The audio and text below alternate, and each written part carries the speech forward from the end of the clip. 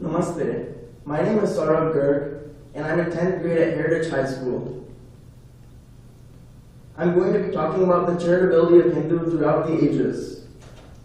You can find the link to my paper at tinyurl.com/skgarg. So while we are talking about charity, we will first look in the past. We will be analyzing all the religious scriptures for references of charity. We will also be assessing the effect of medieval India's colonizers, such as the British Empire. After that, we will move into modern times, which has more data to show the trends on charity. At the end, we will analyze how Hinduism will proceed and evolve into the future.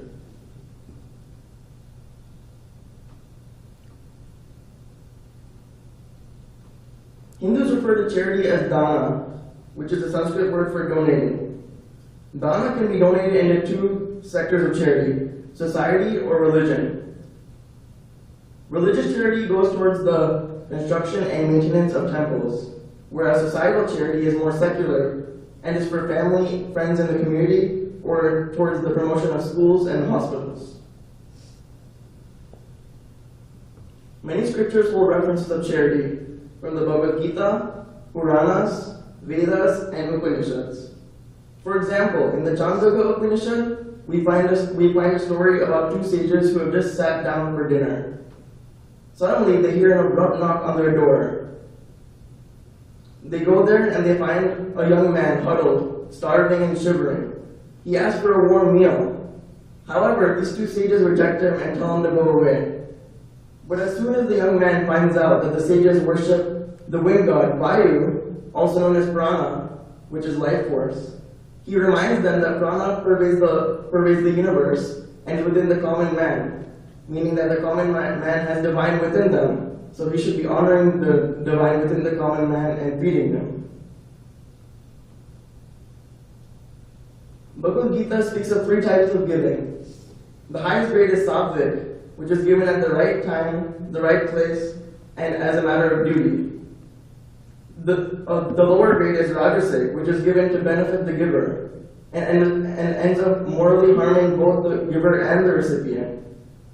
Even lower is tamasic, which is given at the wrong time and without regard for the feelings of the receiver. This ends up being more harmful for both the giver and the recipient.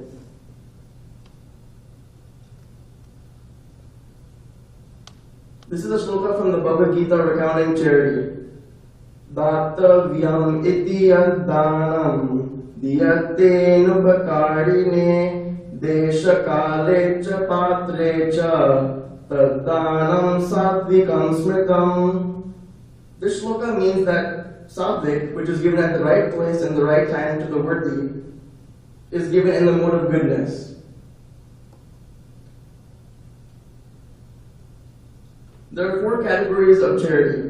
First is Aasheervada, which is food, Aushadhan, which is medical care, Gyandan, which is spiritual knowledge, and Abhayadan, which is the avoidance of violence and therefore the greatest charity of all.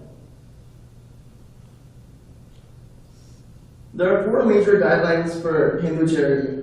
First, give knowledge and devotion of all, regardless of being rich or poor. Second, giving no donation to the worthy and giving a donation to the unworthy are both sins and will both negatively impact karma. Third, the receiver use of the donation will affect the karma of the giver. Fourth, spiritual knowledge, or Gyandan, can reform the unworthy. Hindus give under two main purposes: Ishta, which is religious, and Pushta, which is secular. Some examples of Ishta include the preservation of the Vedas, religious austerity, and the construction and maintenance of temples. Whereas some examples of Pushta are donations to build and construct the dharmashalas, which are rest houses, or towards the promotion of schools and hospitals.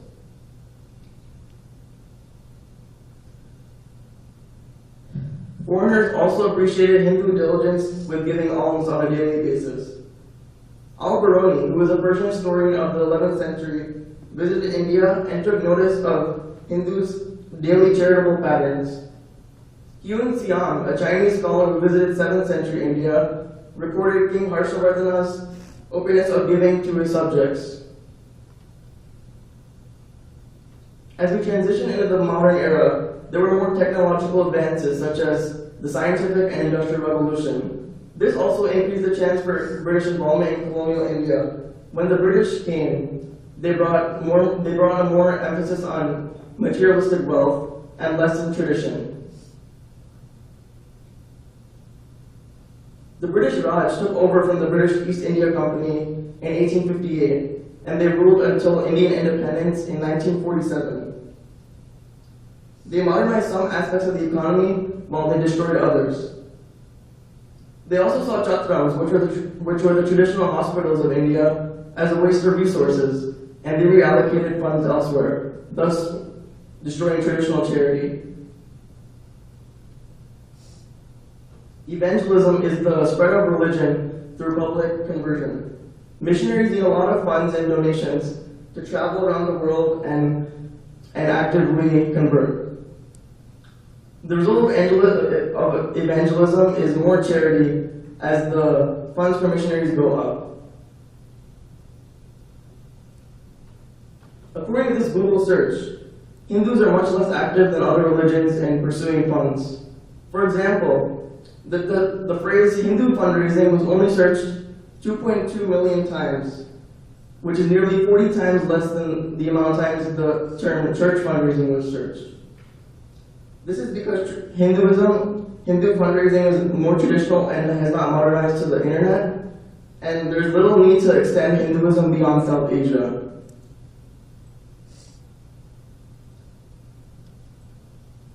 The key difference between ethnic religions such as Hinduism and universalizing religions such as Christianity is the drive for evangelism.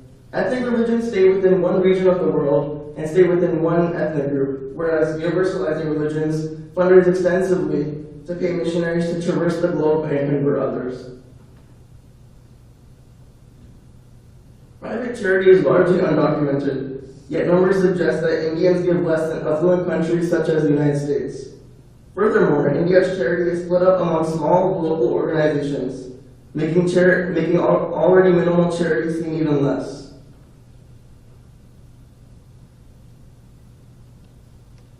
We can conclude three major points from all the encompassing evidence. At the foundation of the pyramid, ancient scriptures laid groundwork for how and when to and where to donate. The medieval era, however, built upon the base and was marred by the impact of colonial powers. Charity was reduced to private giving, which was only given to positively impact karma. There was no need to expand, so there was no fundraising for evangelism, despite other religions beginning to evolve and universalize. And so despite the strong foundations laid down by ancient scriptures guiding the charitable conduct of Hindus, charity by Hindus has declined considerably over the centuries. As Hindus, we must all strive to improve charitable efforts amongst us. Dhanyavad.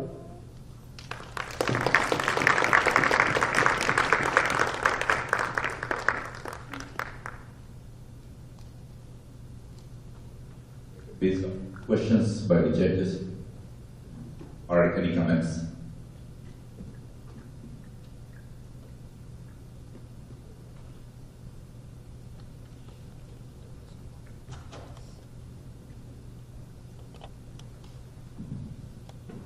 Congratulations. It's a very vast subject, and we're able to give the, bird's eye view of everything. That's fine. Only one question is that Dana and Dharma is a major point in still being discussed by most of the Indologists. The difference between Dana and Dharma. So the charity, whether it comes under the Dana or Dharma, is also a major part of the discussion still being discussed. Anyway, I'm happy you did a great job. Thank you very much. Thank you.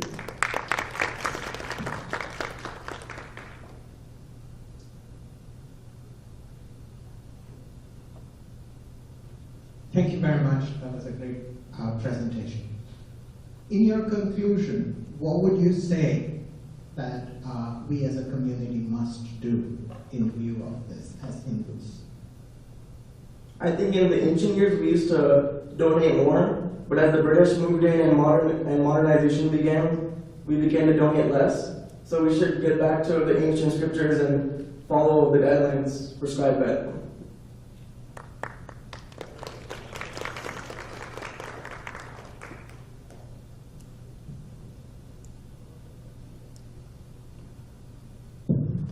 So, I want to congratulate you for a very fine presentation. The question is, so if you compare donations among Hindus versus Muslims or Christians, I guess in Christianity there is a very direct indication that you should contribute up to 10%. Among Muslims, in Islam it's up to 25%.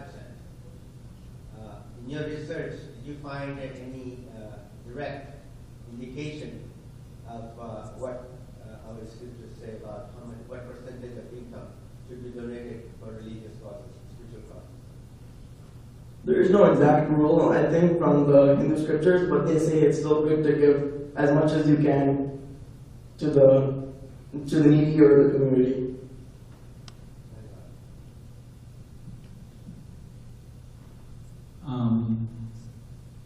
Thank you. I found it was an excellent paper, well delivered, very precise, good points, logical flow. There is a verse in Bhagavad Gita, I think you quoted one already, but the one I'm thinking of is in chapter 2, Karmani Bhagavaste, Mahapaleshu Kadarjana. Do you know that verse? I've heard it, but Okay. yeah. So it's saying that your right is to the work alone, never to the fruits of the results of that action. And just wanted to add to your paper, in fact, there's a very strong notion in Hinduism, there's an academic, there's several academic papers I remember on this, that in fact the ideal Hindu embedded in the community works only and accumulates wealth only in order to give it away.